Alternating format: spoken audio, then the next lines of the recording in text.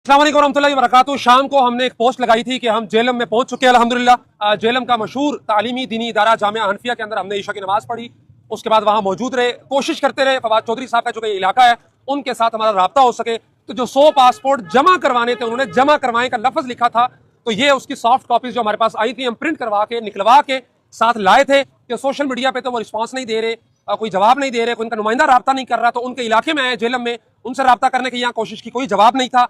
ये जेलम का शानदार चौक है, ये सारे लोग जेलम के यहाँ पे खड़े हैं, सब जेलम के हैं जी, जेलम के हैं।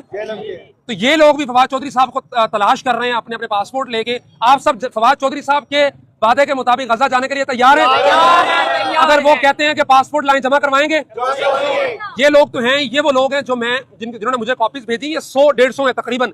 इसके अलावा हजारों की तादाद में मैसेजेस हैं व्हाट्सएप पे, फेसबुक पेज पे, ट्विटर पे, हर जगह पे कॉल्स हैं। लोग कह रहे हैं कि जी आप हमें हुक्म करें पासपोर्ट कहां भेजना। फवाद चौधरी साहब आपने 100 पासपोर्ट कहे थे, हजारों नहीं लाखों लोग तैयार हैं।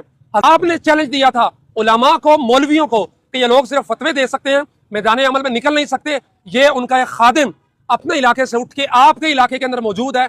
यहाँ जेलम के लोगों ने अल्हम्दुलिल्लाह हमारी अच्छी खिदमत की है, हमारे साथ खड़े हुए हैं।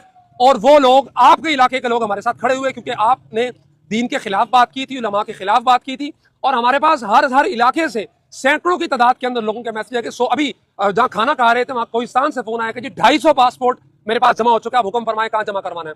तो हम आपके चैलेंज को आपके इलाके के अंदर आके एक्सेप्ट कर रहे हैं, आपके इलाके के लोगों की मौजूदगी में एक्सेप्ट कर रहे हैं। और ये लोग भी आपके साथ खड़ा होने की बजाय दीन की मोहब्बत में, उलमा की मोहब्बत में हमारे साथ खड़े हैं। और ये लोग भी आपको तलाश कर रहे हैं। क्यों जी तलाश कर रहे हैं फवाद चौधरी को? अगर वो मिलेंगे आपको तो क्या करेंगे उनसे?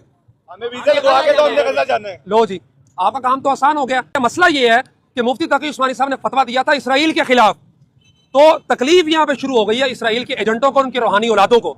और आपने फवाद चौधरी साहब अपने अमल से साबित किया कि आप उनकी रूहानी औलाद हैं। हमने यहाँ पे 3-4 घंटे गुजारे हैं, आपका वेट किया रिस्पांस का, आपने रिस्पांस नहीं दिया, तो अब हम यहाँ बैठे तो रह नहीं सकते कि और बहुत सारे काम है करने के। लेकिन जामिया हनफिया जेलम का मारूफ दीनी तालीमी इदारा, मौलाना अबू बकर साहब, कारी उमर फारूक साहब हमारे साथ खड़े हुए हैं उनकी तर्जुमानी नुमाइंदगी करने के लिए। ये जो पासपोर्ट है ये हम इनके हवाले कर रहे हैं अमानतन।